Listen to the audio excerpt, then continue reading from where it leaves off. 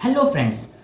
इस वीडियो में आज मैं आपको बताऊंगा डेटा एनालिटिक्स के बारे में। बिकॉज अभी एक बहुत ही अच्छा सा कोर्सेरा प्लेटफॉर्म पे मिल रहा है जिसका नाम है डेटा एनालिटिक्स प्रोफेशनल सर्टिफिकेशन। अगर आप इस कोर्स को करते हैं तो आपको किसी भी अंडर ग्रेजुएट डिग्री या किसी भी डिग्री को प्रोड्यूस नहीं करना पड़ेगा। आपको गूगल में अगर आपको जॉब चाहिए, आप चाहें तो इस करियर सर्टिफिकेट के साथ भी जाकर आप किसी भी गूगल जॉब के लिए अप्लाई कर सकते हैं with required skills. So friends, इसलिए डेटा एनालिटिक्स बहुत ही इंपॉर्टेंट हो जाता है।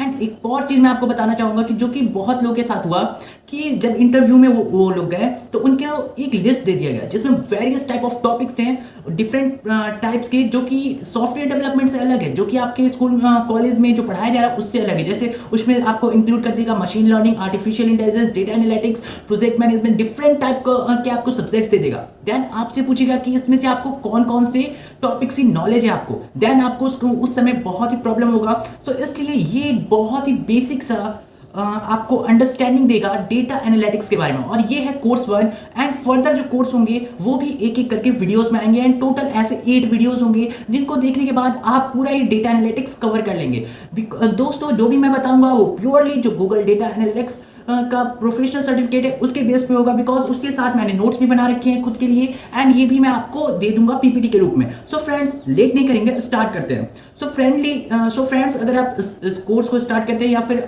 कभी भी आप डेटा एनालिटिक्स को स्टार्ट करते हैं तो एक बहुत ही फेमस कोट है शेरलॉक होम्स का, आप सभी जानते होंगे, data data data, I can't make bricks without clay. So यहाँ पे एक बात ये मतलब बोलना चाह रहे थे शेरलॉक होम्स कि हम विदाउट डेटा के एनालिटिक्स नहीं कर सकते, जस्ट लाइक विदाउट क्ले के हम ब्रिक नहीं बना सकते। सो इसी को ध्यान में रखते हुए मैं अब आगे स्टार्ट करता हूँ। So what is data? Firstly what I think is, data क्या होता है? Data is a collection of facts. बहुत सारे जो फैक्ट्स हैं उनका कलेक्ट कर लो तो वही एक डेटा बन जाता है। सो एनालिटिक्स क्या है? Through analysis you can make predictions, draw conclusion and decision. अगर आप एनालिसिस के थ्रू, उस डेटा के एनालिसिस के थ्रू उससे आप प्रिडिक्ट कर सकते हो और उससे आप एक अपने प्लानिंग कर सकते हो, अपने मतलब कुछ भी अपने बिजनेस रिलेटेड और किसी भी चीज़ से related.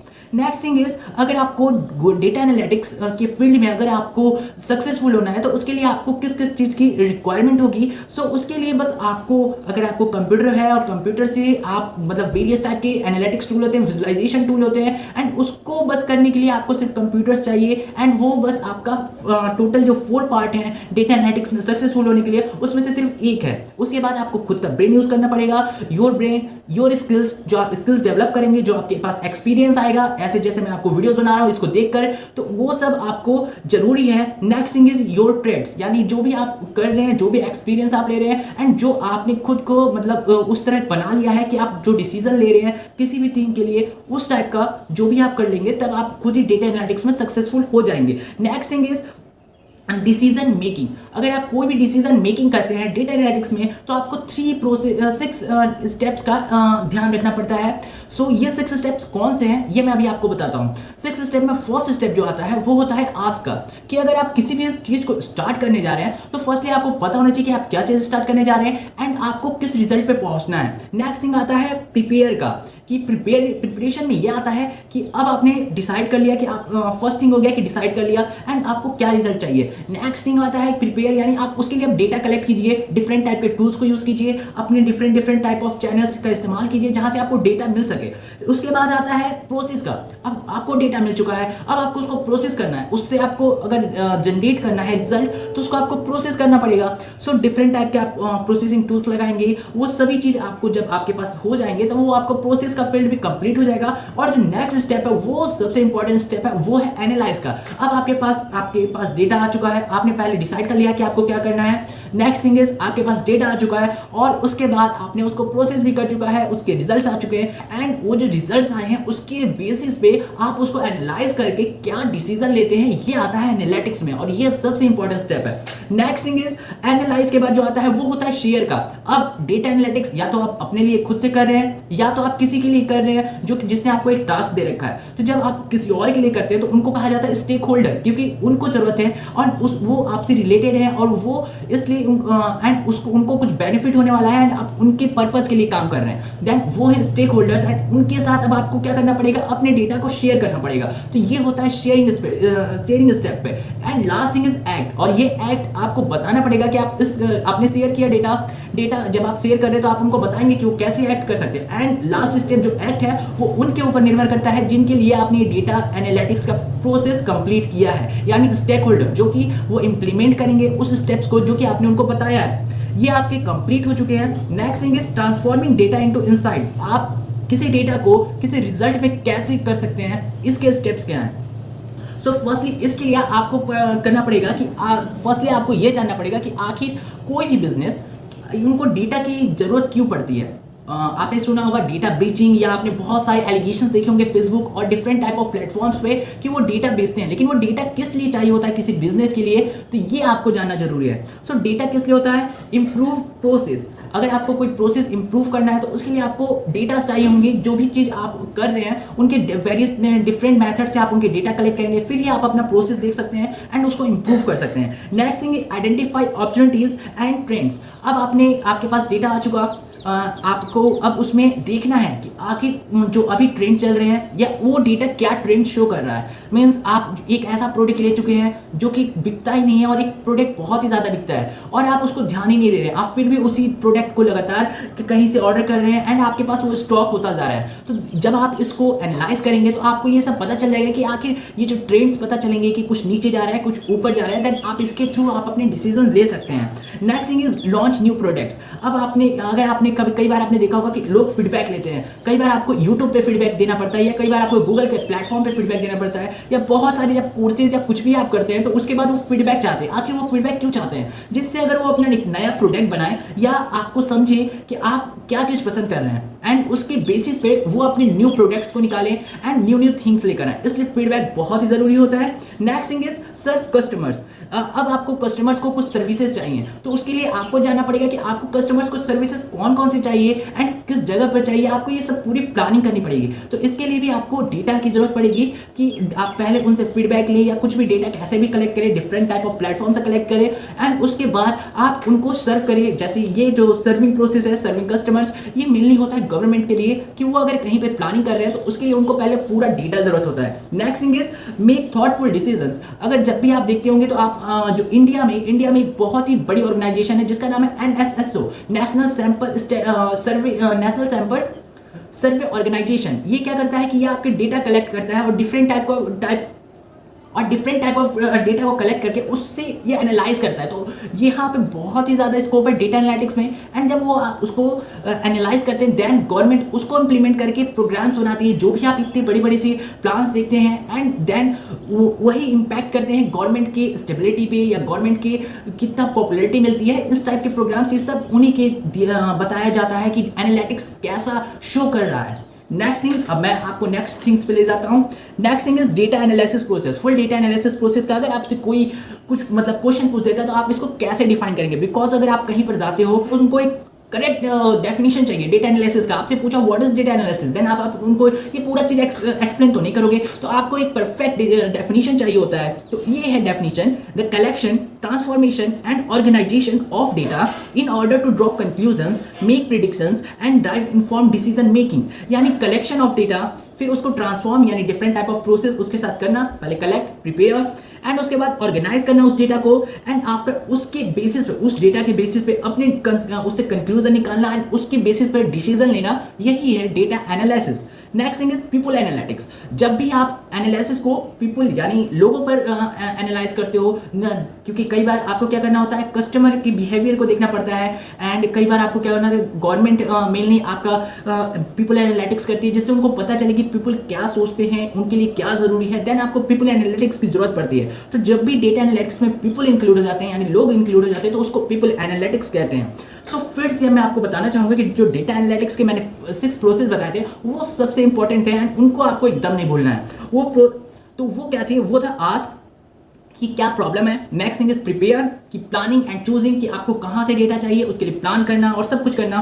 Next thing is process, आपने पूरा डेटा कलेक्ट किया एंड एक और चीज़ आपको प्रोसेस में ध्यान रखना पड़ता है वो होता है डेटा क्लीनिंग। या आपको कहीं पर भी डेफिनेशन पूछ सकता है। डेटा क्लीनिंग होता है कि जो आपके पास डेटा है क्या वो एकदम एक्यूरेट है, क्या उसमें कोई बायसनेस नहीं है, क्या उसमें कुछ एरर नहीं है, क्या किसी ने झूठ तो नहीं बोला है। तो इस टाइप के डेटास को भी आपको ये प्रोसेस जहां पर आप करते हैं वहीं पर आपको इनको देखना पड़ता है। अगर आपके मतलब वो रेलिवेंट आपके लायक नहीं है वो डेटा, तो आपको उनको रिमूव करना पड़ता है या उसके स्पेसिफिक आपको क्वेश्चन फिर से पूछने पड़ते हैं जिससे आप उसके बारे में और ज़्यादा से ज़्यादा जान सको। सो ये होता है प्रोसेस स्टेप में। नेक्स्ट थिंग एनालाइज में क्या होता है, जब आपके पास डेटा आ चुका उसको आपने रख लिया, प्रोटेक्ट कर लिया, फिर उसके बाद आप उसके ऊपर एनालाइज कर रहे हो, तो जो एनालिसिस का स्टेप है, एनालिसिस को मैंने एक्सप्लेन कर दिया है, उसी को कहा जाता है analyse step. Next thing is share में क्या होता है कि आप उसी डेटा को वापस स्टेक होल्डर को बता रहे हो and different type of tools use कर रहे हो, जैसे डेटा विजुअलाइजेशन टूल, जैसे आप पाई चार्ट यूज कर सकते हो, जैसे आपने देखा होगा कि कई बार आपको ओवर्स जो दिखाए जाते हैं उसमें कितने रन्स बने हैं, तो ये कैसे दिखाया जाता है, आपको बार ग्राफ या किसी टाइप की लाइन चार्ट से दिखाया जाता है। क्यों? क्योंकि उससे आप इजीली समझ पाते हो। अगर ऐसे करके लिख दिया जाए 1 2 3 और 50 ओवर के आगे हर जगह रन्स लिख दिया जाए तो आप समझने में आपको बहुत ही ज्यादा दिक्कत होगी। तो वो जब आप एक चार्ट्स देखते हो, पाई चार्ट्स या बार ग्राफ टाइप का, तो वहां से आपको डायरेक्टली समझ में आ जाता है। ऐसे ही आपने देखा होगा कई बार आपको जब प्रिडिक्शन करना होता है कि एक इस टीम के कितना जीतने की प्रोबेबिलिटी, इसके कितना, तो एक गोल सा बना रहता है और जहां विनिंग प्रोबेबिलिटी लिखा रहता है वहां पर एक टीम का नाम और इस तरफ ऐसे करके लिखा रहता है। तो ये सब एक अपने डेटा को विजुअलाइजेशन, मतलब आप किसी को दिखाना चाहते हो तो आप किस तरह से उनको दिखा सकते हो जिससे वो इजीली उन डेटा को समझ सके। So that is called data visualisation. और उसके बाद एक प्रोसेस आता है जिसका नाम है एक्ट यानी इंप्लीमेंट। जो भी आपने डेटा एनालिटिक्स किया उसको इंप्लीमेंट करो अपने जॉब पर। सो अब एक बहुत ही इंपॉर्टेंट डेफिनेशन आता है डेटा साइंस का। बहुत ज़्यादा लोग कंफ्यूज रहते हैं डेटा साइंस डेटा एनालिटिक्स में, एंड यही कंफ्यूजन है कि इसलिए कोई भी अपना मीन्स बहुत सारे आप डिफरेंट सोर्सेज पे जाते हो, आप कभी डेटा साइंस से स्टार्ट कर देते हो, कभी डेटा एनालिटिक्स से स्टार्ट कर देते हो, लेकिन आपको मतलब पता ही नहीं रहता कि हमें करना क्या चाहिए। तो इसलिए मैं आपको इसके डिफरेंस भी बताऊंगा।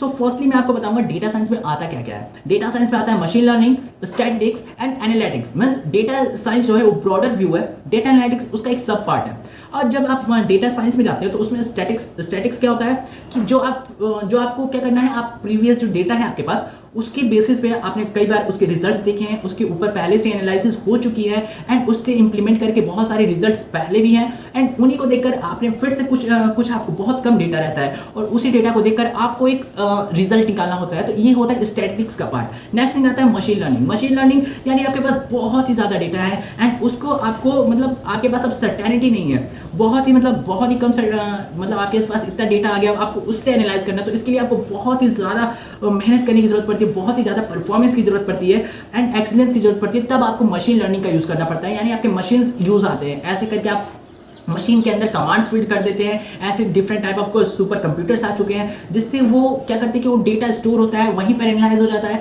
फिर वो किसी के पास जाता है एंड बस वो उसको वेरीफाई करना होता है। जैसे आपने ये आपका मौसम वाला होता है, जो भी वेदर फॉरकास्ट होते हैं उस टाइप के जो भी होता है वो सब मशीन लर्निंग अब जो हो रहा है, अब वो मशीन लर्निंग के बेसिस पे स्टार्ट हो चुका है। नेक्स्ट थिंग इज एनालिटिक्स, जो कि हम पढ़ रहे हैं, और वो है कुछ भी आपको मतलब जो आपको डेटा दिया गया उसके पहले उसके बेसिस पे कोई रिजल्ट आपको ऐसा कुछ नहीं पता। आपके पास एक डेटा आया एंड उससे आपको न्यू डिसीजंस बनाने हैं, ऐसा आपके पास डिसीजन नहीं है, आपको बस आपके पास डेटा आया एंड उससे आपको देखकर एक न्यू डिसीजंस निकालने हैं। तो ये हो जाता है एनालिटिक्स का फील्ड। और यहाँ पर वही काम आते हैं जो कि क्विक डिसीजन मेकर्स होते हैं, कि आपको जल्दी से सोच के जल्दी से रिजल्ट बताना है और वो भी थोड़ा परफेक्ट होना चाहिए उस डेटा के बेसिस पे। अगर आप डेटा के साथ जाते हैं तो मेनली आपके जो रिजल्ट्स होते हैं वो कहीं ना कहीं आपको आउटकम जरूर देते हैं। Next thing is data ecosystem.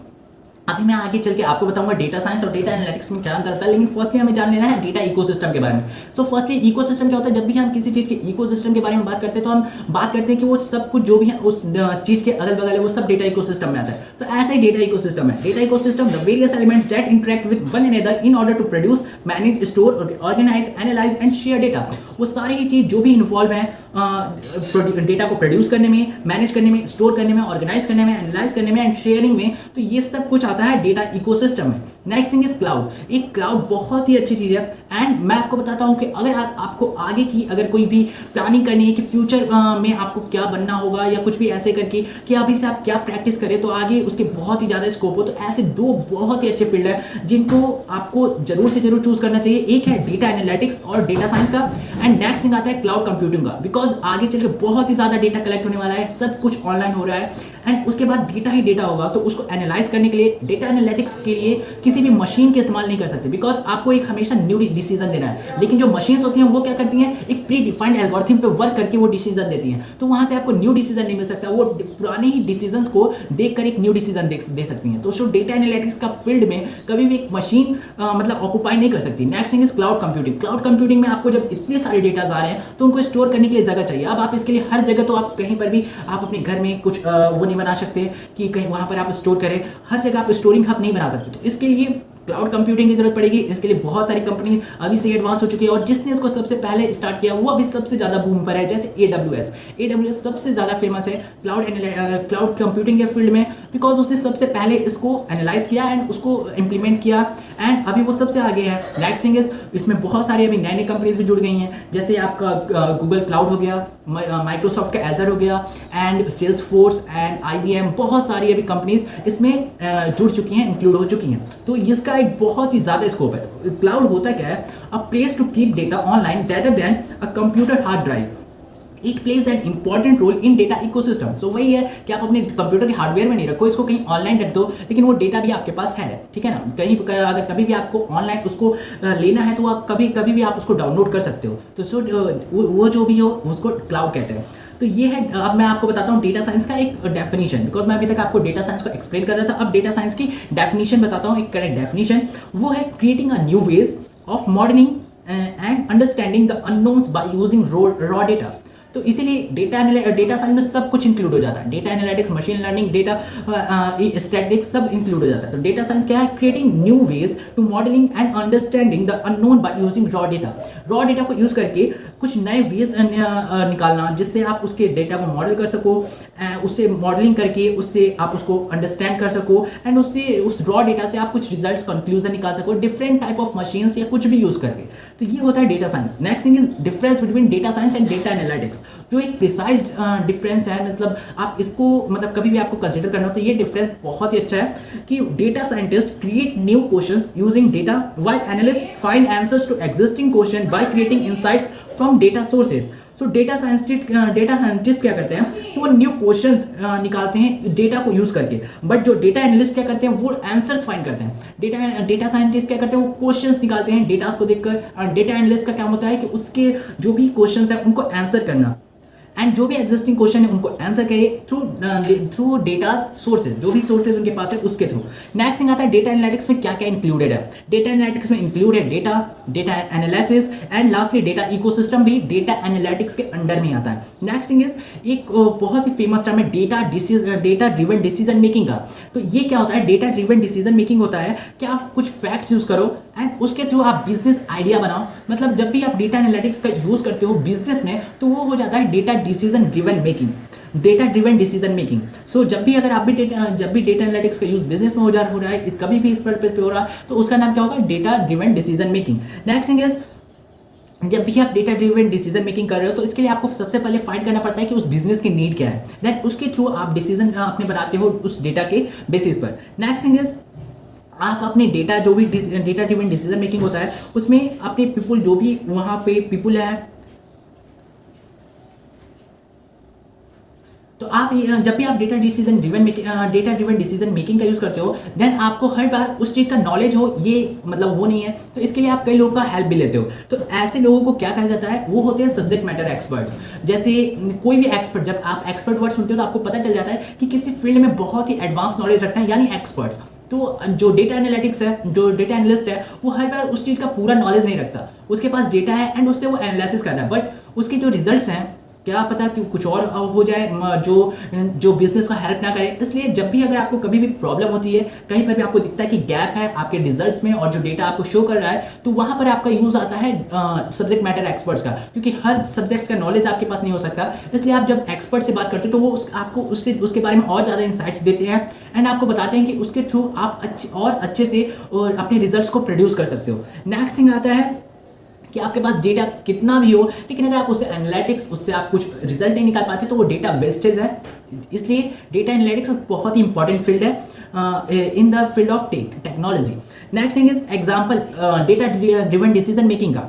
तो ऐसे आपको ये एग्जांपल दोनों याद रखने पड़ेंगे, बहुत ही अच्छे एग्जांपल है। जैसे एक होता है म्यूजिक स्ट्रीमिंग सर्विसेज का, जब भी आप स्पॉटिफाई, गाना या किसी भी ऐप पर जाते हो, वहां पर आपको क्या होता है कि आप वहां से एक गाना सुनते हो, दो गाना सुने, तो उसके बाद आपको कुछ प्लेलिस्ट आपको शो करने लगती है। जब आप उस प्लेलिस्ट पे जाते हो तो जो आपने दो गाने सुने उसी के बेसिस पे उन लोग आपको पता कर लेते हैं कि आप किस तरह के गाना सुनते हो, किस तरह के आप चूज करते हो गाने को, तो उसी के बेसिस पे आपको रिकमेंड करेंगे उस सॉन्ग्स, एंड आपको क्या होगा, बहुत ही अच्छा लगेगा। देन आप क्या करोगे, फिर आपको जब भी ऐसा मूड करेगा सॉन्ग करने का, फिर आप जाओगे उसी प्लेलिस्ट पे एंड आप क्या करोगे, आप फिर से गाना वहां से सुनोगे, एंड इससे क्या हो रहा है, उनका एड रेवेन्यू बढ़ रहा है, उनके वो उस पर एड शो कर रहे हैं एंड उससे उनका रेवेन्यू बढ़ रहा है, या तो वो सब्सक्रिप्शन दे रहे हैं आपको, उससे भी उनका रुपये बढ़ रहा है। तो यही होता है कि आप वहां पर जा रहे हो, आपको उन्होंने पूरा एनालिटिक्स का यूज कर रहा है, डेटा ड्रिवन डिसीजन मेकिंग का यूज कर रखा है, जहां पर आप थोड़ा भी कुछ देखते हो तो उससे उनको पता चल जाता है कि आप किस चीज में इंटरेस्टेड हो, किस तरह के सॉन्ग सुनते हो, एंड आपको उसी बेसिस पर रिकमेंड करते हैं मोर जो भी सॉन्ग्स है वो। नेक्स्ट थिंग इज, एक और एग्जांपल है बहुत ही फेमस, वो है ई कॉमर्स मार्केट का। जब हम अभी से 15 ईयर्स या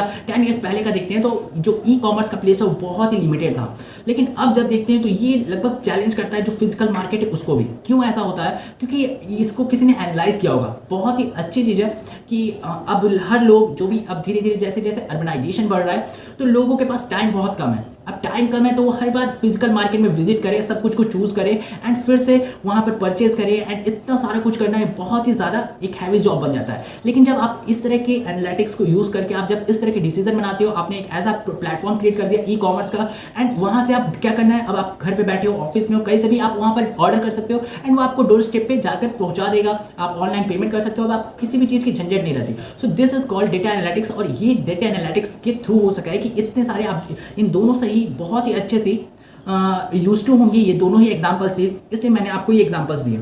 ये दोनों एग्जाम्पल के बाद मैं आपको बताता हूँ कि एक गट इंस्टिंक्ट टर्म है। गट इंस्टिंक्ट यानी कुछ भी मतलब आपको डेटा से कुछ नहीं मिल रहा है। जैसे आपने देखा होगा कि जो जासूस होते हैं या कुछ भी आपको जासूस वाली फिल्में दिखाई जाती है तो उन लोग क्या करते हैं, वो कुछ देखते हैं एंड उसके उनको इसके पहले उसके बारे में नॉलेज नहीं होता, लेकिन फिर भी वहाँ से वो कुछ ऐसा क्लू निकालते हैं या कुछ भी ऐसे खुद भी एक डायरेक्ट डिसीजन पे पहुँच जाते हैं एंड उसके तरफ बढ़ना स्टार्ट कर देते हैं बिकॉज ऑफ एक्सपीरियंस। क्योंकि उनके पास बहुत सारा एक्सपीरियंस होता है, वो इस तरह के कुछ देखे रहते हैं, इसलिए उनका कई बार डिसीजन सही भी हो जाता है। बट डेटा एनालिटिक्स के फील्ड में जो ये गट इंस्टिंक्ट इसी को बोला जाता है, ये हमेशा मतलब ये तो एकदम बिल्कुल नहीं करना चाहिए। आपको हमेशा अपने डेटा पे भरोसा करना चाहिए, डेटा से ही आपको सारी चीज़ें निकालने, जितनी भी डिसीजन है वो बनाने चाहिए। अगर आप डायरेक्टली किसी चीज़ पर भी जंप कर जा रहे हो, डायरेक्टली आपने डेटा देखा और आप डायरेक्ट डिसीजन दे दिए, तो आपके बहुत ही ज़्यादा चांसेस है कि आप उसको गलत कर रहे हो। तो नेक्स्ट थिंग ये हो जाता है गट इंस्टिंक्ट। और कभी भी आपको डेटा एनालिटिक्स फील्ड में सक्सेस होना है तो उसके लिए आपको क्या चाहिए, डेटा एंड बिजनेस नॉलेज। जो भी नॉलेज है आपके पास वो यूज़ करना है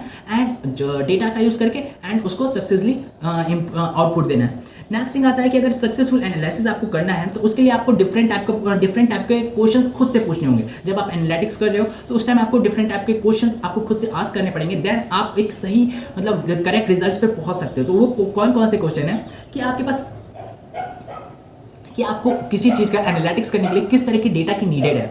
तो वो होता है first, what kind of results you needed are needed. Next thing is who will be informed. जो भी आपने डेटा लिया उसको उसके थ्रू किसको मतलब अफेक्ट करेगा या किसको आपको बताना पड़ेगा, तो वो आपको देखना पड़ता है कि किस फील्ड का डेटा है एंड इससे किसको इम्पैक्ट होने वाला है। Next thing, am I answering the question being asked. जो भी क्वेश्चन मतलब आपको डेटा से कुछ भी क्वेश्चंस निकल रहे हैं या जो भी आपसे कोई क्वेश्चंस जिस चीज़ के लिए आप जिस पर्पस के लिए दे रखा है, क्या आप उस चीज़ को आप आंसर कर पा रहे हो, उस जो भी आप डेटा एनालिटिक्स जिस भी रिजल्ट्स पे पहुंच रहे हो।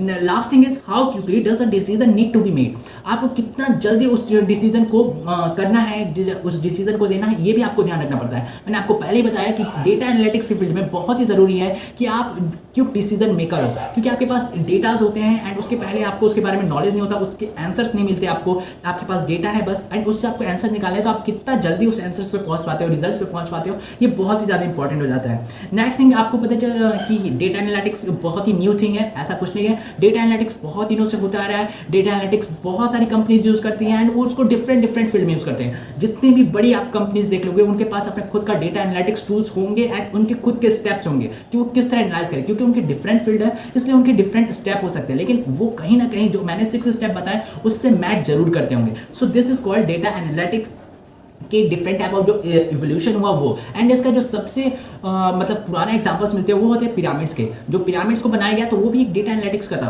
कि एक के ऊपर एक पत्थर रखकर और एक ऐसे स्ट्रक्चर को खड़ा कर देना जो अभी तक वैसा का वैसा है, तो वो चीज़ होता है डेटा एनालिटिक्स। किसी ने उस डेटा को एनालाइज किया होगा, देन उस तरह के रिजल्ट पे पहुंच के देन उन्होंने इस तरह का बनाया होगा जो अभी तक चल रही है, that is called data analytics. और ये बहुत पहले से यूज होता आ रहा है। इस तरह के हमें बहुत सारी जगहों से इंफॉर्मेशन मिलते हैं। नेक्स्ट थिंग, ये सब कुछ हो जाता है डेटा के बारे में, जो भी डेटा के बारे में हम पढ़ते हैं, डेटा हमारे चारों तरफ है, उसके बारे में मैंने आपको बता दिया। नेक्स्ट थिंग आ जाता है कि अब आपको उसको एनालाइज करना है एंड उसके बारे में आपको जानना है। तो ये सब है कि आपको डेटा एनालिटिक्स के फील्ड में किस किस चीज़ की जरूरत पड़ेगी। So here analytical skills are qualities and characteristic. जो भी आपको एनालिटिकल स्किल्स होते हैं उसके बारे में पहले मैं आपको बता दूं। Analytical skills are qualities and characteristics associated with solving problem using facts. जो भी आपके पास फैक्ट्स हैं, जो भी आपके पास प्रॉब्लम्स हैं, उसको मतलब डेटा या जो भी चीज़ देखकर उसके आंसर्स करना, यही डेटा एनालिटिकल क्वालिटीज़ है, ठीक है ना, स्किल्स हैं। नेक्स्ट थिंग इज, इस जो डेटा एनालिटिकल स्किल है इसमें कौन कौन से स्किल्स आ जाते हैं, तो इसमें डिफरेंट टाइप के आपके स्किल्स हैं। जैसे फर्स्ट एक क्यूरियोसिटी होना। क्यूरियोसिटी यानी किसी भी चीज़ को देखकर उसके लिए क्वेश्चन जगाना एंड उसके बारे में जानना, यही डेटा एनालिटिक्स का सबसे बड़ा इंपॉर्टेंट चीज़ है। क्योंकि अगर आपके पास डेटा है, उससे आप क्यूरियस नहीं हो कि उससे कोई डिफरेंट रिजल्ट्स भी आ सकते हैं, देन आप एक कोई अच्छे रिजल्ट्स पे मतलब एक अच्छे डेटा एनालिटिकल स्किल्स आप कभी डेवलप नहीं कर पाओगे अगर आपके पास क्यूरियोसिटी नहीं है डेटास के लिए। Next thing is understanding context. Understanding context, आपको पता चल रहा होगा कि आपके पास डेटा है एंड आप पहले उसको अंडरस्टैंड करो कि कॉन्टेक्स्ट क्या है। Understanding where information fits into the big picture. अगर आप एक बड़ा सा पिक्चर देखते हो तो कहाँ फिट होगा, यही अंडरस्टैंडिंग कॉन्टेक्स्ट है। आपने उसको एक ब्रॉडर वे में देखा कि जो भी मैं कर रहा हूँ उसको कहाँ पर फिट होना होगा, यही है अंडरस्टैंडिंग कॉन्टेक्स्ट। फुल आपको पहले ही पता मतलब एक बार सोचना कि ये कहाँ पे अफेक्ट करेगा। उसके बाद आता है हैविंग अ टेक्निकल माइंडसेट। आपके पास एक टेक्निकल माइंडसेट होना चाहिए जिसके थ्रू आप उस पूरे जो डेटा है उसको एनालाइज करो and different type of works करो उसके through. Next thing is data design. आपको उस डेटा से डिफरेंट टाइप के वर्क करने आना चाहिए, जिस तरह की how you can organise information, उसको आप किस तरह प्रोड्यूस कर सकते हो, उसको कहाँ रख सकते हो, सब कुछ आपको आना चाहिए। ये होता है data design. Last thing is data strategy is the management of the people process and tools use in data analysis. तो डेटा स्ट्रैटेजी लास्ट स्टेप है। तो डेटा एनालिसिस में क्या होता है, मैनेजमेंट। जो भी आपने टूल्स यूज़ किए अभी तक डेटा एनालिटिक्स में, जो भी आपने यूज़ किए, तो उसको आप किस तरह मैनेज कर रहे हो, उसको कहाँ पर रख रहे हो, जो आपको डेटा नहीं चाहिए उसको हटा दे रहे हो, जो चीज़ डेटा चाहिए वो है, उसको सब कुछ जैसे भी आप मैनेजमेंट कर रहे हो, यही है डेटा स्ट्रैटेजी। स्ट्रैटेजी से आपको पहले भी पता चल रहा होगा कि planning. Next thing is analytical thinking. मैंने आपको पहले बताया एनालिटिकल स्किल्स क्या है, अब आता है एनालिटिकल थिंकिंग का। It involves identifying and defining the problem and then solving it by using a data in an organized step by step manner. सो जो भी आपके पास डेटाज हैं उनको स्टेप बाय स्टेप मैनर में उसको पहले ऑर्गेनाइज करना, उसके प्रॉब्लम को सॉल्यूशन के तरफ देखना, एंड लास्ट थिंग इज कि उसको स्टेप बाय स्टेप मैनर में उसके जो भी डेटा है, जो भी प्रॉब्लम है, उसको सॉल्व करना। तो ये जो स्टेप बाय स्टेप मैनर ये किस तरह है, इसके 5 एस्पेक्ट्स हैं डेटा एनालिटिकल थिंकिंग के। तो एनालिटिकल थिंकिंग के जो 5 एस्पेक्ट्स हैं वो है विजुअलाइजेशन। फर्स्ट है विजुअलाइजेशन, कि आप किसी चीज़ को विजुअलाइज करो।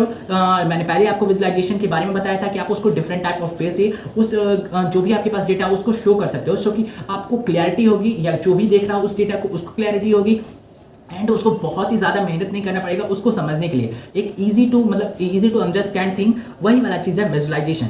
Next thing strategy. स्ट्रैटेजी मतलब आप किसी चीज़ को करने जा रहे हो तो उसके बारे में आपको पहले स्ट्रैटेजी बनानी पड़ेगी, देन आप उस चीज़ को इंप्लीमेंट करो। यानी जो भी हम लोग बहुत पहले से सुनते आ रहे हैं कि पहले प्लानिंग करो, उसके बाद कुछ स्टेप्स लो, देन वही थिंग है strategy banana. Third thing is problem orientation.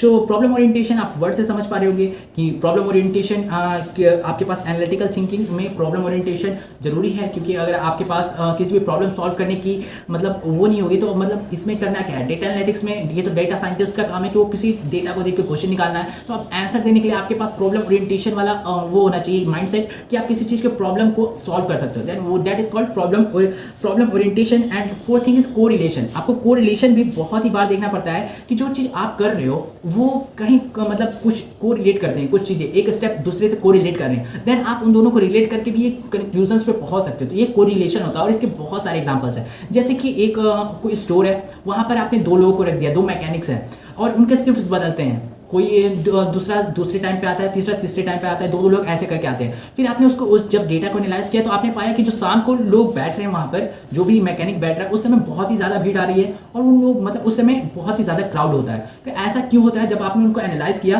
तो आपने पाया कि जो दोनों ही हैं वो एक दूसरे को मतलब एक दूसरे में मतलब पूरे तरह से किसी एक के पास एक स्किल है, दूसरे के पास दूसरा स्किल है, एंड वो दोनों ही अलग अलग स्किल में बहुत ही ज़्यादा बेटर है। तो ये एक आदमी इस तरह से बहुत ही अच्छा कर देता है, देन वो उसको काम पास कर देता है, वो उसका काम कर लेता है, फिर ऐसे ऐसे करके दोनों के अंदर एक कोरिलेशन हो गया। तो इससे क्या हो रहा है? प्रोडक्टिविटी बढ़ रही है। तो कोरिलेशन आपको देखना बहुत ही ज़रूरी होता है in the field of data analytics. Last thing is big picture and detail oriented thinking. तो आपको पता चल रहा होगा कि आप पहले से एक ब्रॉडर वे में सोचो कि इसका जो भी आप कर रहे हो ये आगे चल के कैसा इंपैक्ट करेगा। आप पहले ही इसको एनालाइज करो, जिसके बाद आप ये सब पूरा मतलब जो पहला वाला मैं बताता हूँ ना आस्क, उसमें जब आपको रिजल्ट दो चीज़ें स्टार्ट करना होता है कि प्लानिंग, मतलब जब आप किसी चीज़ को आपको किस तरह की डेटास की जरूरत है एंड व्हाट इज मतलब आपको रिजल्ट कैसे चाहिए। तो इस टाइम में ही आपको ये सोचना पड़ता है कि बिग पिक्चर, उसी रिजल्ट में आपको सोचना पड़ता है कि किस तरह आपका जो एनालिटिक्स है वो किसी को अफेक्ट करेगा एंड पूरा आपको डिटेल होना चाहिए कि किस तरह से सब कुछ वर्क करेगा। सो दैट इज कॉल्ड लास्ट जो ये आपका एनालिटिकल थिंकिंग का स्टेप है, big picture and detail oriented thinking. तो जो भी डेटा एनालिसिस के जो भी आपके रिजल्ट्स होते हैं, जो भी सॉल्यूशंस होते हैं, वो हमेशा करेक्ट हो ऐसा नहीं होता। लेकिन अगर आप क्रिटिकली थिंकिंग कर रहे हैं, उसको क्रिएटिवली डिज़ाइन कर रहे हैं एंड डेटास के थ्रू ही सारे डिसीजन ले रहे हैं, तो इसमें बहुत ही ज़्यादा रिजल्ट होते हैं कि आप सक्सेसफुल हो डेटा एनालिटिक्स के फील्ड में। Next thing is root cause. Root cause यानी आपको रूट कॉज वर्ड से पता चल रहा होगा कि कुछ भी जहाँ से जो रूट क्या होता है, जड़, मतलब हम वो बोलते हैं समस्या का जड़ क्या है, that is called root cause. कि मेन जहाँ से ये प्रॉब्लम स्टार्ट हुआ है वो कहाँ से स्टार्ट हुआ है, उस चीज़ को फाइंड करना, इसको कहा जाता है रूट कॉज। और जब भी आप किसी समस्या को मतलब किसी भी चीज़ के प्रॉब्लम को के रूट कॉज को फाइंड करते हैं तो उस समय आपको सिर्फ अपने आप से 5 वाई पूछने होते हैं और वो डिफरेंट टाइप से पूछिए। क्यों मैंने ये किया, क्यों ऐसा हुआ, फिर क्यों क्यों क्यों क्यों करके 5 बार आप जब क्वेश्चन पूछते हैं डिफरेंट टाइप से एंड एक ही प्रॉब्लम से रिलेटेड, तब आपको खुद ही आंसर्स मिल जाता है कि वो जो भी आपका रूट कॉज है उस प्रॉब्लम का वो क्या है, मतलब वो कहाँ से स्टार्ट हुआ वो प्रॉब्लम। तो ये होता है 5 वाई। नेक्स्ट थिंग इज आपको गैप एनालिसिस करना पड़ता है। कई बार क्या होता है कि मैंने आपको पहले बताया सब्जेक्ट मैटर एक्सपर्ट्स का रोल कहाँ पे आता है, कि आपके पास डेटा है, आप कुछ रिजल्ट्स पे पहुंच रहे हो, लेकिन बीच में आपको लग रहा है कि कहीं गैप है, आप कुछ मिस ना कर दो, तो उस समय आपका हेल्प कौन करता है? Subject matter expert. एंड यही होता है गैप एनालिसिस। जब भी आप एग्जामाइन एंड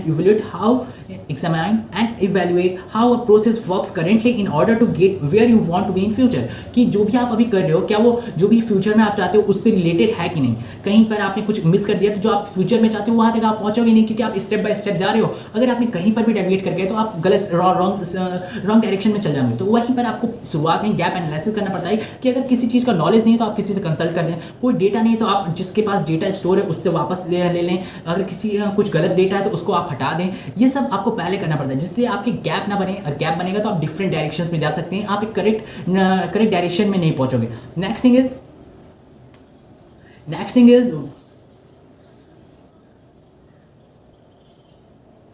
कई बार आपको ये भी सोचना पड़ता है, क्योंकि डेटा एनालिटिक्स जो फील्ड है उसमें आपके पास बहुत सारे डेटा है एंड आपको डेटा को सोच समझ के यूज़ करना पड़ता है।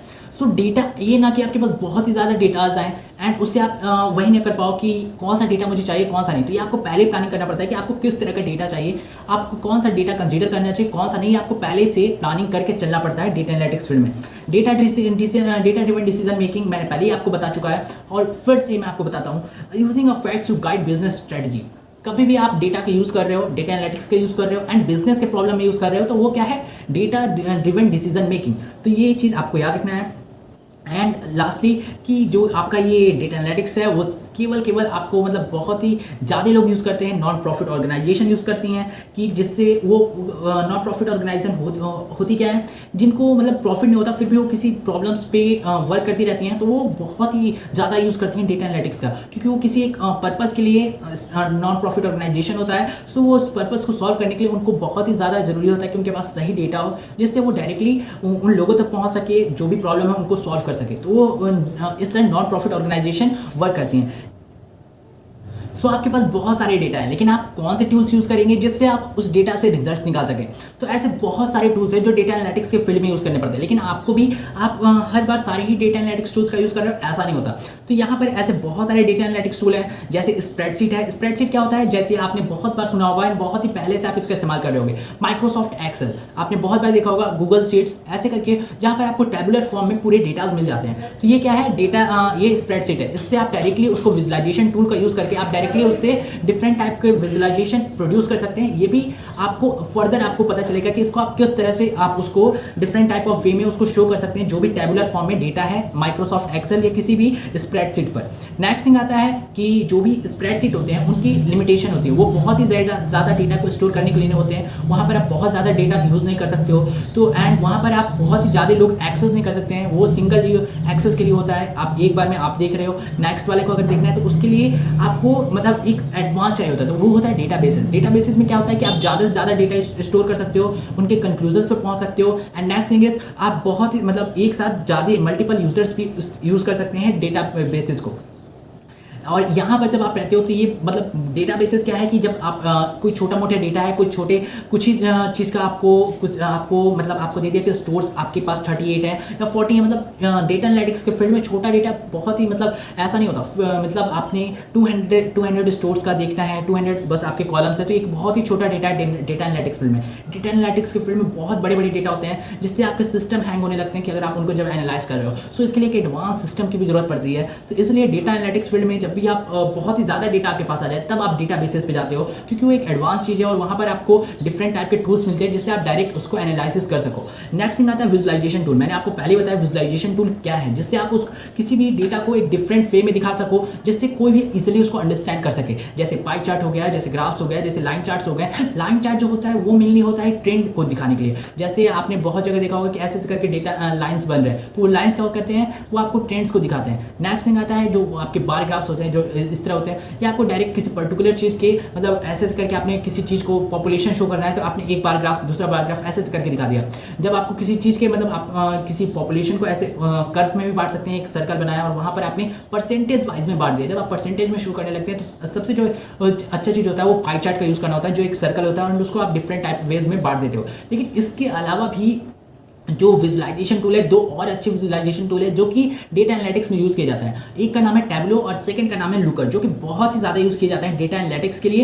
एंड अगर आप इसको मतलब इसको याद करते हैं एंड इसके बारे में जानते हैं तो ये आपको बहुत ही हेल्प करेगा डेटा एनालिटिक्स के फील्ड में, बिकॉज यहाँ से आप इजी विजुलाइजेशन होता है एंड ईजिली आप वहाँ पर जस्ट अपना डेटा रखा और उसके डिफरेंट टाइप ऑफ टूल्स पहले से वहाँ पर है अवेलेबल, जिसके थ्रू आप डायरेक्टली एक मतलब कुछ एनालिटिक्स देख सकते हो। आपको हर बार उतना ज़्यादा मेहनत करने की जरूरत नहीं पड़ेगी। नेक्स्ट थिंग जो लुकर है, वहाँ पर क्या होता है कि वहाँ पर आप इजीली जो विजुलाइजेशन टूल काफ़ी अच्छे हैं, काफ़ी एडवांस हैं एंड वहाँ पे इजीली आप कम्युनिकेट कर सकते हो अपने सिस्टम से, मतलब वो इजी टू एक्सेस है लुकर। नेक्स्ट थिंग आता है, अब जब आप डेटा एनालिटिक्स के बारे में जान रहे हो, स्प्रेडशीट्स के बारे में जान रहे हो और इसके बारे में जान रहे हो, तो स्प्रेडशीट्स के आपको कुछ बेसिक्स जानने पड़ेंगे। जैसे अगर आप स्प्रेडशीट्स को यूज़ कर रहे हो तो आप उसको जब आप स्प्रेडशीट यूज़ करते हो तो उसको क्या बोला जाता है। तो स्प्रेडशीट में आपने देखा होगा कि ऐसा करके आपके कॉलम्स टेबुलर फॉर्म में होता है, डिफरेंट टाइप कॉलम होते हैं, डिफरेंट टाइप रोज होते हैं। तो ये जो एक ऐसे करके आपने जब उसको डिवाइड कर दिया तो आपके बीच में सेल बन जाएंगे, यानी एक जो रेक्टेंगुलर फॉर्म होगा या जो भी उस तरह के फॉर्म में होगा वो जो है एक सिंगल जो होगा उसको कहते हैं सेल। तो ये आपको याद रखना पड़ेगा। स्प्रेडशीट, माइक्रोसॉफ्ट एक्सेल जो भी आप यूज़ कर रहे हो स्प्रेडशीट के लिए, स्प्रेडशीट एक कॉमन वर्ड है, माइक्रोसॉफ्ट एक्सेल एक प्लेटफॉर्म है, गूगल शीट्स एक प्लेटफॉर्म है और डिफरेंट टाइप के प्लेटफॉर्म है। एंड जब आप उसको यूज़ कर रहे हो तो वहाँ पर जो भी एक सिंगल सेल होता है, उसी सिंगल जो भी एक रेक्टेंगुलर बॉक्स होता है उसको आप सेल कहते हैं। जो भी आपके रोज होते हैं, जो भी आपके इस तरह हॉरिजॉन्टल होते हैं उसको वो होते हैं रोज, जो भी आपके वर्टिकल इस तरह होते हैं वो होते हैं कॉलम्स। सो ये भी आपको याद रखना पड़ेगा। एंड किसी भी चीज़ को एक्सेस करना है तो उसके लिए क्या होता है कि यहाँ पर ABCD ऐसे करके आपके कॉलम डिवाइड रहते हैं, ऊपर में 1 2 3 ऐसे करके दिया रहता है। तो जब भी आपको फर्स्ट डेटा चाहिए पूरे टेबल का तो आप क्या करोगे A1, तो आपको जो फर्स्ट डेटा होगा वो मिल जाएगा। तो यानी क्या होता है, ये एड्रेस होते हैं। जैसे जैसे आपको जितना डेटा चाहिए तो ये क्या हो जाएगा A B AC ऐसे करके स्टार्ट हो जाएगा, फिर यहाँ 1 1 2 3, ये तो कहाँ अनलिमिटेड है, कहीं तक भी जा सकता है। सो इस तरह का आपके यूज़ होने लगता है। तो ये सब आपको ज़रूरी है कि क्या होता है कॉलम, क्या होता है वो स्प्रेडशीट में कैसे यूज़ करते हैं। एंड जब भी आप स्प्रेडशीट का मतलब आप अगर किसी भी माइक्रोसॉफ्ट एक्सेल में जब भी मतलब क्या होता है कि आपको कई बार एवरेज चाहिए होता है, तो एवरेज के लिए आपको यहाँ क्या करना पड़ेगा, स्प्रेडशीट में डायरेक्टली आप जाएंगे, वहाँ पे प्री डिफाइंड फॉर्मूलेज होते हैं। मतलब अगर एक क्या होता है फॉर्मूला, एक होता है फंक्शन। तो फॉर्मूलाज क्या होता है, जो प्री डिफाइंड हो, फॉर्मूलाज क्या है कि आप जब भी अपने किसी भी चीज़ में पढ़ रहे हो, मैथमेटिक्स पढ़ते हो, तो वहाँ पे आपको कुछ प्री डिफाइंड दिए रहते हैं कि फॉर्मूला डायरेक्टली यूज़ कर सकते हो। लेकिन क्या होता है, फंक्शन आपको खुद से डेवलप करना पड़ता है, जो कि खुद यूज़र उसको उस फंक्शन को बनाता है। और जब आप फंक्शन बना लेते हो तो उसके फिर आपको क्या करना होता है, सिर्फ डेटा दोगे एंड आपको रिजल्ट्स मिल जाएगा। एंड फॉर्मूला क्या होता है कि वो प्री डिफाइंड है, वो पहले से बना हुआ है एंड आपको वहाँ क्या करना है, बस उस चीज़ को डायरेक्टली यूज़ कर लेना है। तो ऐसे ही करके आप इस तरह के बहुत सारे फंक्शन हैं जो डायरेक्टली वर्क, बहुत सारे फॉर्मूलेस हैं जो डायरेक्टली आप यूज़ कर सकते हैं। उसी टाइप में है एक एवरेज। एवरेज क्या करना होता है कि आप पूरे ही जो भी आपके डेटाज हैं उनको, जो भी न्यूमेरिकल डेटा है उनको आप कलेक्ट कर लो, उनको जस्ट आप एवरेज आप उनको एक ब्रैकेट में डाल दो, आपको कहाँ से कहाँ तक का डेटा चाहिए, बीच में कोलन लगा दो एंड आपको उसका एवरेज मिल जाता है। तो सो ये थिंग होता है एवरेज निकालने का। नेक्स्ट थिंग आता है डेटाबेसेस। डेटाबेसेस में आपको क्या करना है, डेटाबेसेस में आपके पास बहुत सारे डिफरेंट प्लेटफॉर्म्स हैं एंड इसी में आता है बिग क्वेरी, माई एसक्यूएल, ये सब डिफरेंट टाइप के वर्ड सुने होंगे, तो ये यही सब यूज़ करते हैं। माई एसक्यूएल सबसे ज़्यादा सबसे ज़्यादा यूज़ किया जाने वाला प्लेटफॉर्म है, बहुत अच्छा प्लेटफॉर्म है। तो इसलिए माइक्रोसॉफ्ट जो भी माई एसक्यूएल यूज़ करता है, बहुत ज़्यादा लोग यूज़ करते हैं, तो इसके आपके बहुत सारे ट्यूटोरियल्स मिल जाएंगे। तो माई एसक्यूएल को यूज़ करना काफ़ी अच्छी बात है अगर आप डेटाबेसेस को देख रहे हैं, डेटाबेसेस को एक्सेस करना चाहते हैं। तो डेटाबेसेस माई एसक्यूएल में आपको बस 3 चीज़ें याद रखनी है। वहाँ पर क्या करना होता है कि आपके पास डेटाबेसेस जब आपको कहीं से लेना पड़ता है, आप क्या करते हो, वहाँ पे इंपोर्ट कर लेते हो। तो इंपोर्ट करना बहुत ही आसान होता है। वहाँ पर आपको जाकर टेबुलर फॉर्म में नहीं देना है, वहाँ पर आपको बस जो भी आपको टेबुलर डेटा पहले से अवेलेबल है, पहले आपको कोई भी डेटा है तो उसको टेबुलर फॉर्म में कर लो, या फिर जो भी आपको पहले से ही दिया जा रहा है उसको बस वहाँ पर आप जाकर इंपोर्ट करो। फिर आपको जाकर वहाँ पर कंडीशंस लिख देनी है। सो वहाँ पर 3 तरीके की टर्म्स यूज़ करते हैं, वो मैं आपको बता देता हूँ। सो 3 थिंग होती है। फर्स्ट होता है सिलेक्ट, सेकंड होता है फ्रॉम एंड थर्ड होता है वेयर। फर्स्ट सिलेक्ट में क्या करना पड़ता है, आपको कॉलम चूज करना पड़ता है कि आपको कौन से कॉलम का रिजल्ट चाहिए। आप मल्टीपल कॉलम चूज कर सकते हो, आपको जिस कॉलम की नीड है वही आपको फ्रॉम में लगाना पड़ता है। नेक्स्ट थिंग आता है कि फ्रॉम, कहाँ से आपको उस कॉलम को लेना है। तो आपके पास जब आप डेटाबेसेस जब आपके पास होते हैं तो वहाँ बहुत सारे डिफरेंट टाइप के टेबल्स होते हैं। तो आपको बस फ्रॉम में आगे टेबल का नाम लिख देना पड़ता है, उस टेबल से आपको ये कॉलम चाहिए। तो फ्रॉम किस टेबल से चाहिए, table name, from table name, select column name, जो भी कॉलम आपको सिलेक्ट करना है वो कॉलम नेम सिलेक्ट के साथ यूज़ कर लो। नेक्स्ट थिंग आता है वेयर। वेयर यानी आपको जब वेयर यूज़ करें तो वहाँ पर आपको कंडीशन मेंशन करना पड़ता है कि आप किसी कंडीशन को पहले ही इंप्लीमेंट कर दिया और उसके बाद आपको खुद जो भी रिजल्ट होगा वो कंडीशंस के थ्रू ही देगा। तो डेटाबेसेस में बहुत ही ज़्यादा ईजी हो जाता है कि आपको बस इंपोर्ट करना है टेबल को, आपको कुछ प्री डिफाइंड जो ये सब वर्ड्स हैं, सिंटैक्स है, इसको यूज़ करके आप डायरेक्टली उससे एक्सेस कर सकते हो एंड रिजल्ट्स पे पहुँच सकते हो। जो भी कंडीशंस आपको लगाना है वो लगा सकते हो। तो ये होता है जब भी आप एसक्यूएल यूज़ करते हो या फिर डेटाबेसेस यूज़ कर सकते हो। डेटाबेसेस क्या होता है, क्यूरी डेटा। जब मैं माई एसक्यूएल बोल रहा था तो आपको मतलब एक वो होता है कि माई एसक्यूएल। एसक्यूएल क्या है, एसक्यूएल क्या है, स्ट्रक्चर्ड क्यूरी लैंग्वेज। सो जो भी मैंने बताया वो उसी के बारे में था, स्ट्रक्चर्ड क्यूरी लैंग्वेज। और इसी तरह का आपको बहुत सारे प्लेटफॉर्म पे जब गूगल क्लाउड प्लेटफॉर्म पे जाते हैं तो वहाँ पर बिग क्यूरी के नाम से मिलता है। इसलिए डिफरेंट टाइप प्लेटफॉर्म्स पे इसको डिफरेंट टाइप से यूज़ किया जाता है, लेकिन वहाँ पर सेम सिंटैक्स यूज़ होगा। Select, from, where. वेयर में कंडीशन, फ्रॉम में name of table and select में कॉलम नेम। नेक्स्ट थिंग आ जाता है विजुलाइजेशन टूल्स का। तो मैंने आपको पहले ही बताया कि टैब्लू है, डिफरेंट टाइप ऑफ डेटा के लिए डिफरेंट टाइप ऑफ आपको यूज़ करने पड़ते हैं कि आपके पास अगर कोई डेटा अप डाउन हो रहा है तो उसके लिए आपने लाइन चार्ट बना दिया। मतलब अलग अलग चीज़ के लिए अलग अलग है, ये ना कि आप सब कुछ एक ही उसमें कर रहे हो, किसी भी चीज़ के लिए कोई भी यूज़ कर लेते हो। तो ये आपका होता है कि विजुलाइजेशन में आपको ये ध्यान रखना पड़ता है कि आप किस चीज़ के लिए कौन सा जो विजुलाइजेशन टूल है उसको यूज़ करते हो। तो लाइन चार्ट क्या करता है, अगर आपका कोई भी ट्रेंडिंग थिंग है वो बता देता है। अगर आप किसी चीज़ का लोकेशन बताना है तो वहाँ पर आप मैप्स का यूज़ कर सकते हो। अगर आपको किसी चीज़ को डिफाइन करना है, सेगमेंट बनाने हैं, डिफरेंट थिंग को डिफरेंट कलर को कर दो एंड उसको एक डोनट उसमें बना दो। डोनट यानी 2 सर्कल एंड उसको आप डिवाइड कर दिए डिफरेंट थिंग में। नेक्स्ट थिंग आ जाता है बार चार्ट, वहाँ पर आप कंपेयर कर सकते हो डिफरेंट टाइप ऑफ थिंग्स का। तो यही होता है कि आप different type of visualisation tool को यूज़ करोगे डिफरेंट टाइप ऑफ थिंग के लिए। एंड जो मोस्ट इंपॉर्टेंट थिंग है कि आप इसके लिए अगर आप बहुत ही ज़्यादा ब्रॉडर में जाते हो, बहुत ही अच्छा डेटा एनालिस्ट बनना चाहते हो, तो यहाँ पर और भी बहुत सारी चीज़ें आ जाती हैं। जैसा आ जाता है टैब्लो एंड लुकर। यहाँ पर आपको डायरेक्टली बहुत सारे एक्सेसिंग टूल मिल जाते हैं, बहुत ही बड़े डेटा बेसिस पे आप डायरेक्टली उसको एक्सेस करके डायरेक्टली रिजल्ट्स निकाल सकते हैं, उसको डिफरेंट टाइप ऑफ विजुलाइजेशन में बदल सकते हैं एंड वो काफ़ी हेल्पफुल रहता है। एंड जब आप बड़े प्रोजेक्ट्स देखते हैं या कोई जैसे आप मैचेस देखते हैं वहाँ पे डायरेक्टली आपको अपडेट होता रहता है, तो वहाँ पर यही सब यूज़ किया जाता है। वहाँ पर आप कोई डायरेक्टली उसको अपडेट नहीं कर रहा है, वहाँ पर क्या होता है डायरेक्टली वो फिट हो जाता है टैब्लो। वहाँ पर आपका स्कोर खुद ही अपडेट हो रहा है और खुद ही वो ग्राफ है जो अप एंड डाउन हो रहा है और डिफरेंट टाइप ऑफ थिंग्स को शो कर रहा है जो भी ईजिली आप समझ सकें।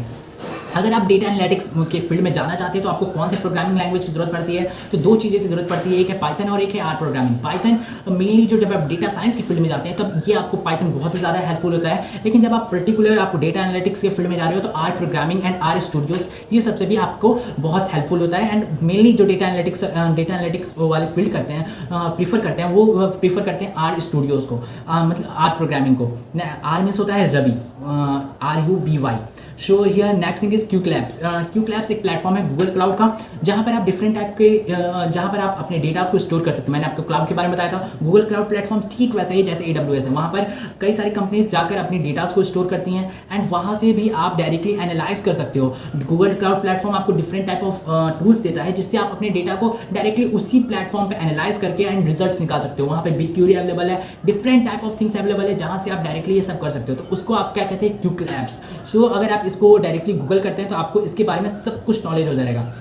एंड लास्ट थिंग जो है, मैं ये जो फर्स्ट लेक्चर इसका जो लास्ट थिंग होगा वो होगा डेटा फेयरनेस। डेटा फेयरनेस क्या है कि जब भी आप किसी कंक्लूजन्स पे पहुंच रहे हो तो क्या बीच में आप किसी चीज़ को छोड़ दे रहे हो, किसी चीज़ को स्किप कर दे रहे हो, या कि कहीं आपके अंदर से पहले से उस डेटा के लिए बायसनेस है, यानी आप किसी पॉलिटिकल पार्टी के वो एनालिटिक्स को एनालाइज कर रहे हो एंड आपके अंदर पहले से उस पॉलिटिकल पार्टी के लिए कोई फेवर है या कुछ हैट्रेड है, तो वो कहीं बीच में ना आ जाए। तो यहीं पर फेयरनेस वर्क करता है। डेटा फेयरनेस बहुत ही ज़्यादा हेल्पफुल है एंड बहुत ही ज़्यादा जरूरी है किसी भी गुड डेटा एनालिटिक्स के लिए। कई बार आप डेटा एनालिटिक्स कई बार आपको क्या होता है कि डेटा आपके पास मिसिंग हो जाता है, तो आप क्या करते हो, उसको रिमूव कर देते हो। मे बी वो डेटा मिस है तो आप क्या कर सकते हो, उससे वो डेटा इंपॉर्टेंट हो सकता है अगर आपके पास बहुत कम डेटाज हैं। तो इसके लिए आप क्या करोगे, बहुत ज़्यादा डेटा है तो एक एवरेज में आपको पता चल जाएगा, लेकिन बहुत कम डेटा है तो उसको उस डेटा को आपको जरूरत है एंड उसके लिए आप क्या कर सकते हो, फिर से कॉन्टैक्ट कर सकते हो उस इंसान को या किसी चीज़ से भी जहाँ से भी वो डेटा है, तो जिससे वो आपको डेटा वापस से मिल जाए। तो यहाँ पर आपको डेटा फेयरनेस के लिए इस सारी चीज़ों को कंक्लूड करना पड़ता है।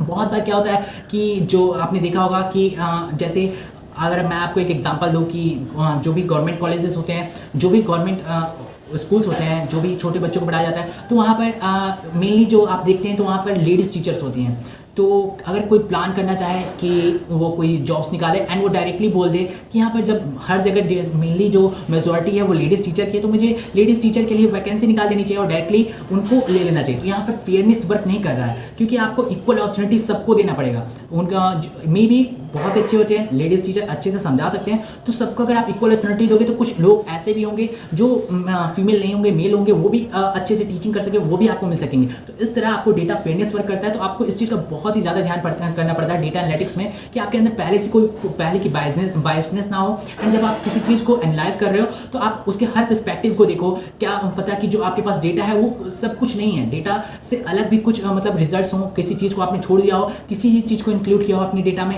तो इस तरह से आपको पूरा चीज़ एनालाइज करना पड़ता है and data fairness is a very good thing कि आपको जो डेटा एनालिटिक्स को सक्सेसफुल बनाता है। ऐसे आप डायरेक्टली सक्सेसफुल नहीं हो सकते। एंड डेटा फेयरनेस अगर आप किसी भी गवर्नमेंट रिलेटेड या सोसाइटी रिलेटेड वर्क कर रहे हैं या पीपल एनालिटिक्स कर रहे हैं तो वहाँ पे डेटा फेयरनेस बहुत ही ज़्यादा हेल्पफुल रहेगा। सो आपको डेटा फेयरनेस के ऊपर भी ध्यान देना पड़ता है। So this is whole about data कि आपको डेटा कहाँ से मिल रहा है, आपको किस चीज़ के, आपको मतलब बेसिक आइडिया हो गया होगा डेटा एनालिटिक्स के बारे में कि डेटा कहाँ से आ रहा है, डेटा को विजुलाइज कैसे करना है, कौन कौन से प्लेटफॉर्म यूज़ होते हैं and different type of things and more की जो मैं नेक्स्ट वीडियोस बनाऊंगा अगर वो जो भी हिंदी में आएंगे डेटा एनालिटिक्स के ऊपर, वहाँ पर जो स्टेप्स मैंने आपको डेटा एनालिटिक्स के बताए थे, ask, prepare, process, analyse, share and act, ये 6 थिंग थे। इसी को मेनली मैं आपको इलोबरेट करके एक पूरा वीडियो करके बताऊंगा क्योंकि बहुत ही ज़्यादा इंपॉर्टेंट स्टेप होते हैं एंड यही मेन थिंग है डेटा एनालिटिक्स के। सो फ्रेंड्स, जब तक कि आपको मेरे वीडियो को मेरे चैनल को सब्सक्राइब कर देना है, वीडियो को लाइक कर देना है एंड सबके साथ शेयर कर दो कि आपको ये बेसिक नॉलेज डेटा एनालिटिक्स के बारे में हो। एंड इसलिए मैंने आपको हिंदी में बताया, ये पूरा वीडियो बनाया जिससे आप भी यूज्ड हो, सबको पता चल सके what is data analytics and basic knowledge सबको हो सके। So that's much in this video, meet in the next video of this series of data analytics. Thanks for watching. धन्यवाद।